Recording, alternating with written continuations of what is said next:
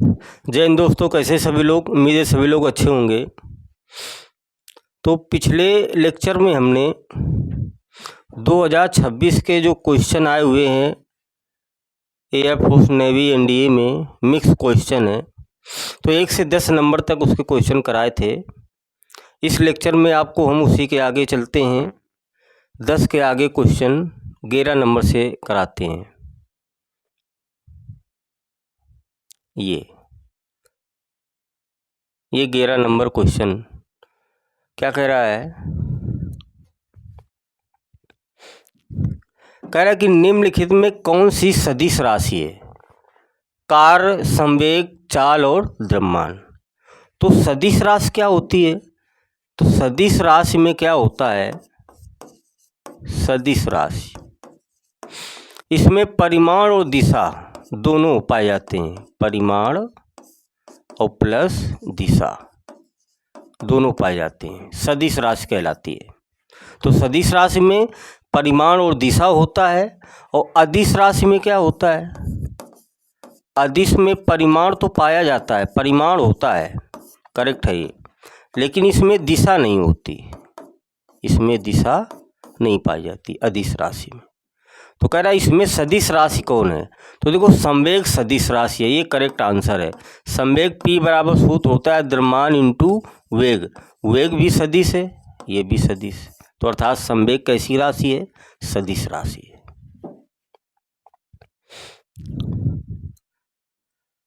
अगला question 12 number कह रहा है पृष्ठ तनाव सरफेस टेंशन का मात्रक क्या होता है? पृष्ठ तनाव का मात्रक क्या होता है? तो पृष्ठ तनाव का पहले हम फार्मूला देखते हैं। तो पृष्ठ तनाव का जो सूत्र होता है वो T बराबर होता है F/L, ये सूत्र होता है। तो यूनिट निकाल लेते हैं तुरंत। तो ये बल है तो न्यूटन यूनिट आ जाएगी, L लंबाई है तो मीटर, तो न्यूटन प्रति मीटर, यानी करेक्ट आंसर क्या आ जाएगा आपका? B हो जाएगा। आंसर तो मिल गया हमारा कि पृष्ठ तनाव का मात्रक क्या होता है? तो न्यूटन प्रति मीटर होता है। पृष्ठ तनाव होता क्या है? तो पृष्ठ तनाव द्रवों का गुण होता है। सरफेस टेंशन किसका गुण होता है? द्रवों का गुण होता है, द्रवों का गुण होता है सबसे पहले। तो पृष्ठ तनाव किसका गुण होता है? द्रवों का गुण होता है। अगर कोई द्रव है और उस द्रव के ऊपरी पृष्ठ पर एक हम काल्पनिक रेखा जिसकी लंबाई L मानी गई है की कल्पना कर लें, तो उसके ऊपर अभिलंबवत जो बल लगता है उसी को क्या कहते हैं? पृष्ठ तनाव कहते हैं। तो ये तो सूत्र की डिफिनीशन हो गई। और अगर इसको हम सिंपल वे में समझना चाहें कि पृष्ठ तनाव क्या होता है, तो पृष्ठ तनाव द्रवों का वह गुण होता है जो द्रव अपने पृष्ठ को न्यूनतम करने की कोशिश करता है, पृष्ठ तनाव कहलाता है। पृष्ठ तनाव द्रवों का वह गुण होता है जो द्रव अपने पृष्ठ को न्यूनतम करने की कोशिश करता है, अर्थात अपने पृष्ठ पर द्रवों के कम से कम अणु को रखने की कोशिश करता है। सरफेस टेंशन यानी पृष्ठ तनाव कहलाता है। और पृष्ठ तनाव के कारण ही जो द्रवों की बूंदें होती हैं, द्रवों की बूंदें या जल की बूंदें, ये गोलाकार होती हैं। सरफेस टेंशन के कारण जल की जो बूंदें होती हैं कैसी होती हैं? गोलाकार होती हैं। और साबुन के घोल का जो बुलबुला होता है, साबुन के घोल का बुलबुला,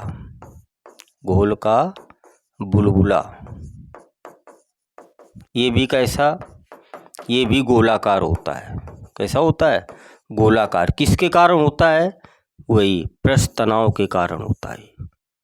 तो पृष्ठ तनाव द्रवों का वह गुण होता है जो द्रव अपने पृष्ठ पर कम से कम अणु रखने की कोशिश करता है, अपने पृष्ठ को सिकोड़ने का प्रयास करता है, पृष्ठ तनाव कहलाता है। मात्रक न्यूटन प्रति मीटर, फार्मूला T बराबर F/L। L होता है। ये हो गया। अगला क्वेश्चन देखते हैं। 13 नंबर क्वेश्चन कह रहा है कि ऊष्मागतिकी का प्रथम नियम आधारित है, किस पर आधारित है? ऑप्शन दिया है संवेग संरक्षण पर, कि ऊर्जा संरक्षण पर, कि ताप नियम पर, कि आवेश संरक्षण पर।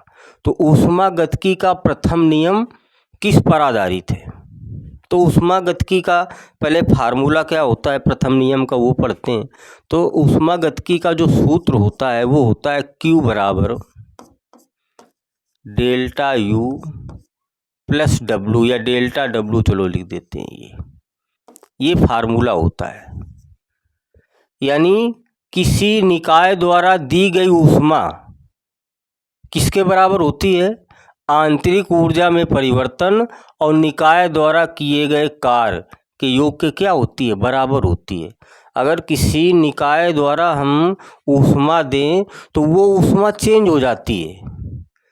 आंतरिक ऊर्जा में और कार्य में ऊष्मा वही है, लेकिन वो ऊष्मा दो भागों में चेंज हो गई, आंतरिक ऊर्जा में परिवर्तन और कार्य में परिवर्तन में।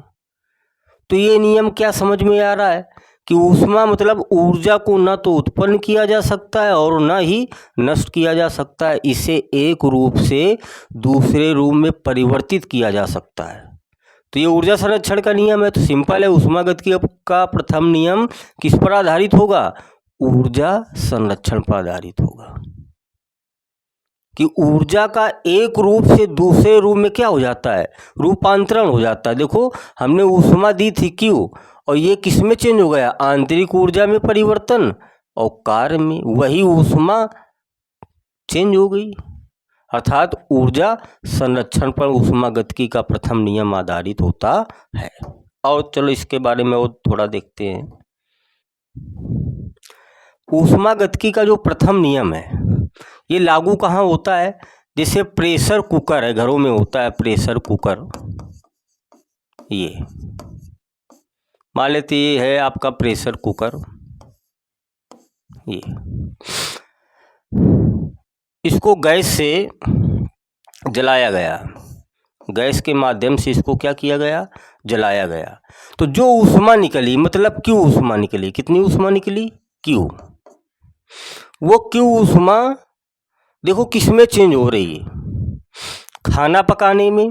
खाना पकाने का मतलब आंतरिक ऊर्जा में परिवर्तन, और प्लस जो कुकर के अंदर गैस फैलती है तो किया गया कार्य, निकाय द्वारा किया गया कार्य यानी डेल्टा W। तो जो ऊष्मा दी गई थी वो आंतरिक ऊर्जा में परिवर्तन यानी प्रेशर कुकर में खाना पकाने में और गैस को फैलाने में, तो किया गया कार्य चेंज हो गई। ये ऊष्मागतिकी का प्रथम नियम है कि किसी निकाय द्वारा दी गई ऊष्मा आंतरिक ऊर्जा में परिवर्तन किए गए कार्य के क्या होती है? बराबर होती है। वही ऊष्मा चेंज हो गई आंतरिक ऊर्जा में और कार्य में। ऊर्जा को न तो उत्पन्न किया जा सकता है और न ही नष्ट, इसे एक रूप से दूसरे रूप में क्या किया जाता है? परिवर्तित किया जाता है। ये है। और एक एग्जाम्पल लेते हैं। जैसे पेट्रोल इंजन है आपका, पेट्रोल इंजन। ये जब जलता है तो क्या निकलती है? सिंपल है, ऊष्मा निकलती है। पेट्रोल जब जलता है, दहन होता है, तो उससे क्या निकलती है? ऊष्मा निकलती है। और वो कैसे इंजन को चलाती है? तो वो ऊष्मा देखो इंजन को चलाने में खर्च हो जाती है, यानी डेल्टा W ये। और वो जो ऊष्मा थी ऊष्मा के रूप में, कुछ हीट के रूप में निकल जाती है, मतलब आंतरिक ऊर्जा परिवर्तन। तो जो कुल ऊष्मा दी गई पेट्रोल से, जो कुल ऊष्मा उत्पन्न हुई वो आंतरिक ऊर्जा में परिवर्तन और कार्य की क्या हो गई? बराबर हो गई। तो पेट्रोल से जब जला तो उससे जो ऊष्मा निकली वो आंतरिक ऊर्जा में परिवर्तन और किए गए कार्य की क्या हो गई? बराबर हो गई। तो वही ऊष्मा आपको चेंज हो गई, उसका रूप क्या हो गया? चेंज हो गया। तो एक रूप से दूसरे रूप में। तो ये ऊष्मागतिकी का क्या है? प्रथम नियम है। अगला क्वेश्चन इसी में देखो, कह रहा कि केशिकात्व के कारण द्रव नली में ऊपर चढ़ता है यदि स्पर्श कोण है, न्यून कोण है आपका कि अधिक कोण है कि समकोण है कि 180 है। तो कैपिलरिटी क्या होती है, केशिकत्व क्या होता है? केशिकत्व होता है अगर कोई पात्र में द्रव भरा हुआ है और इसमें हम एक कांच की बारीक जो छिद्र हो, आर पार क्या हो, छेद हो, उसको अगर हम इसमें खड़ा कर देते हैं तो द्रव के पृष्ठ तनाव के कारण, किसके कारण? द्रव के पृष्ठ तनाव के कारण वो जो द्रव होगा इस बारीक नली में, छिद्र में चढ़ने लगेगा या तो उतरने लगेगा। और नली में द्रव के चढ़ने और उतरने की घटना को ही कैपिलरिटी कहते हैं, केशिकत्व कहते हैं। और केशिकत्व के कारण ही जो दिया होता है उसमें जो बाती लगी होती है उसमें जो तेल चढ़ता है दीपक में, एग्जाम्पल है जैसे दीपक में जो बाती होती है और बाती में जो तेल ऊपर चढ़ता है, किसके कारण? केशिकत्व के कारण, क्योंकि उसमें बहुत बारीक छोटे छोटे क्या होते हैं, छिद्र होते हैं। उसी छिद्रों से तेल क्या होता है, ऊपर चढ़ता है। और पौधों की जो जड़ें होती हैं, पौधों की जड़ों से पानी ऊपर चढ़ता है, पत्तियों तक पहुंचता है, क्योंकि पौधों की जड़ों में क्या बारीक छिद्र होते हैं, वही कैपिलरिटी का काम करते हैं, उसी को कैपिलरिटी कहते हैं। तो पानी पौधों में कैपिलरिटी के यानी जड़ों से कैपिलरिटी के कारण ही ऊपर चढ़ता है। तो ये कैपिलरिटी के एग्जाम्पल है। लेकिन क्वेश्चन क्या बोल रहा था कि जो द्रव अगर चढ़ रहा है तो उसका स्पर्श कोण कितना होता है? तो उसका स्पर्श कोण न्यून कोण होता है, यानी 90 से क्या होता है, कम होता है। जब 90 से कम होगा तो द्रव का जो तल होगा, बहुत अच्छी बात, द्रव का तल कैसा होगा, अवतल होगा। कैसा होगा, अवतल होगा। जो द्रव नली में ऊपर चढ़ते हैं उसका स्पर्श कोण न्यून कोण होता है, यानी 90 से कम होता है। और जो तल होता है वो कैसा होता है, उसका द्रव का तल कैसा होता है, अवतल तल होता है। तो ये आपका ऑप्शन हो जाएगा न्यून कोण। आगे बढ़ते हैं। 15 नंबर कह रहा है कि प्रत्यावर्ती धारा मतलब एसी, तो एसी का मतलब क्या होता है, alternating current, alternating current. DC मतलब डायरेक्ट करंट, डीसी को क्या बोलते हैं हम, डायरेक्ट करंट। तो प्रत्यावर्ती धारा यानी एसी को डीसी में परिवर्तित करने वाली युक्ति को क्या बोला जाता है? तो रेक्टिफायर बोला जाता है। क्या बोला जाता है, रेक्टिफायर। ट्रांसफार्मर, एम्पलीफायर, जनरेटर नहीं, क्या बोला जाता है, रेक्टिफायर। तो एसी को डीसी में चेंज करने के लिए कौन सा यंत्र यूज होता है, रेक्टिफायर यूज होता है। चलो अगला क्वेश्चन है कि भू स्थिर उपग्रह जियो स्टेशनरी सैटेलाइट का आवर्तकाल टाइम पीरियड कितना होता है? तो भू स्थिर उपग्रह क्या होता है, जब पृथ्वी घूमती है तो अपनी धुरी में 24 घंटे में घूम जाती है। पृथ्वी को अपनी धुरी पर एक पूरा चक्कर लगाने में कितना समय लगता है, 24 घंटा लगता है।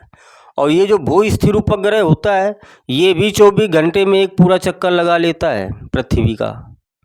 तो दोनों का आवर्तकाल क्या हो गया, सेम हो गया। जब दोनों का आवर्तकाल बराबर हो गया तो ये कैसा दिखाई देता है, स्थिर दिखाई देता है।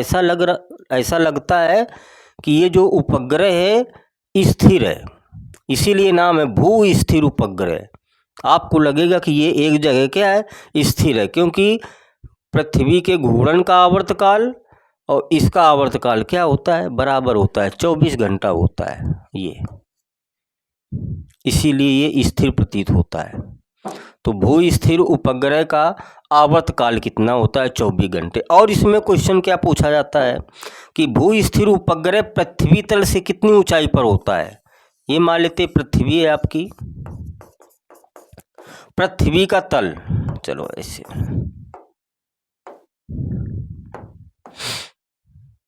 ये पृथ्वी है, केंद्र ये है, पृथ्वी का तल ये क्या है, तल है।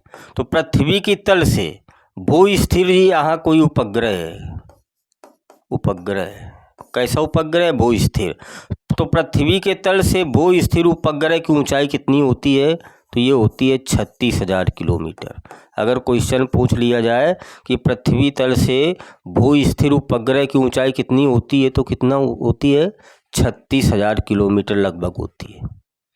अगर यही क्वेश्चन पूछ लिया जाए कि पृथ्वी के केंद्र से, ये तल से है, अगर पृथ्वी के केंद्र से उपग्रह की ऊंचाई पूछ लिया जाए तो ये होती है लगभग 42,000 किलोमीटर। कितनी होती है, 42,000 किलोमीटर होती है।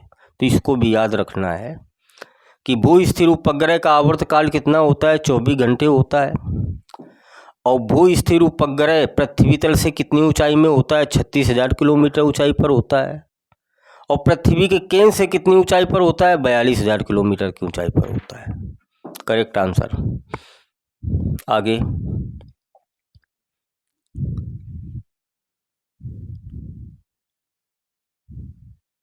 ये 17 नंबर क्वेश्चन क्या कह रहा है, 17 नंबर कह रहा है कि सरल आवर्त गति SHM को बोलते हैं सिंपल हार्मोनिक मोशन।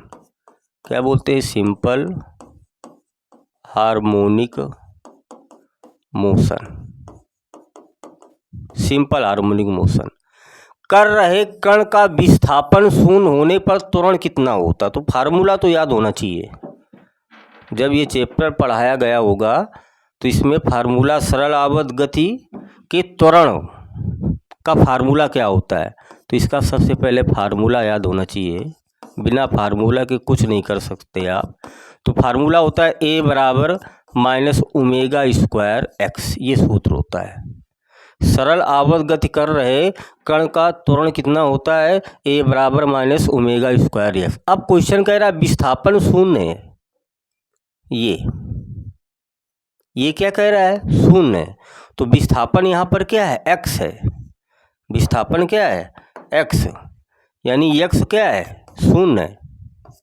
रखो तो a क्या आ जाएगा, माइनस ओमेगा स्क्वायर इंटू 0। तो त्वरण क्या हो जाएगा, शून्य हो जाएगा। ऑप्शन ये करेक्ट हो जाएगा आपका।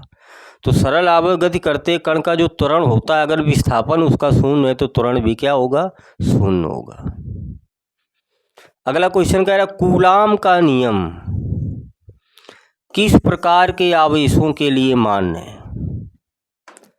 ऑप्शन है केवल गतिमान आवेश, या केवल स्थिर बिंदु आवेश, या बड़े पिंड, या सभी परिस्थितियों में।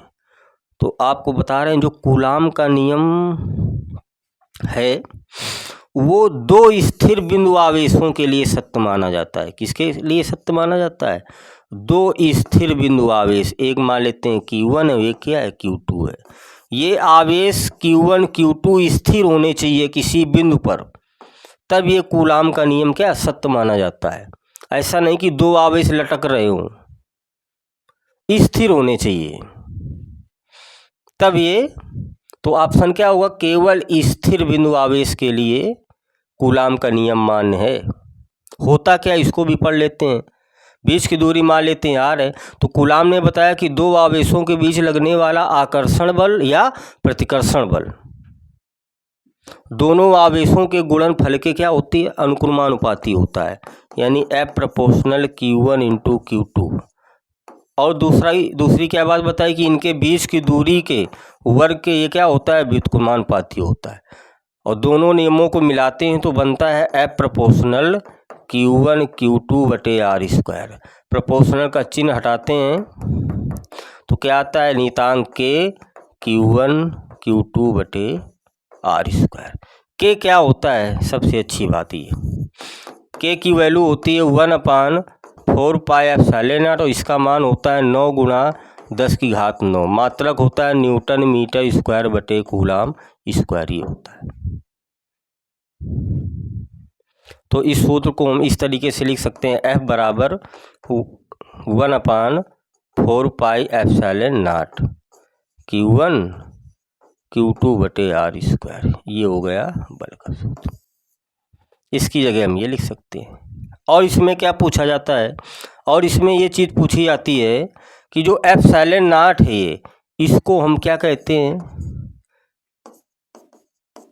निर्वात की वैद्युतशीलता कहते हैं। क्या कहते हैं, निर्वात की वैद्युतशीलता। इसका मान भी होता है, कितना होता है, 8.85 गुणा 10 की घात -12 और यूनिट होती है कूलाम स्क्वायर बटे न्यूटन मीटर स्क्वायर, ये होती है। और इसकी बीमा बहुत पूछी जाती है। इसकी डायमेंशन क्या होती है, याद होना चाहिए, m का पावर -1, l का पावर -3, t का पावर 4 a स्क्वायर। तो ये जब रिवीजन करोगे तब ये सब सारी चीज़ें अपने आप याद हो जाएंगी। तो ये हो गया आपका कूलाम का नियम।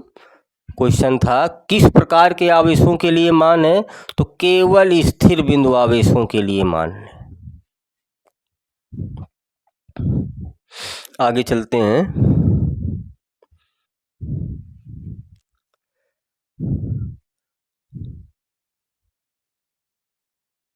ये रहा आपका 19 नंबर क्वेश्चन।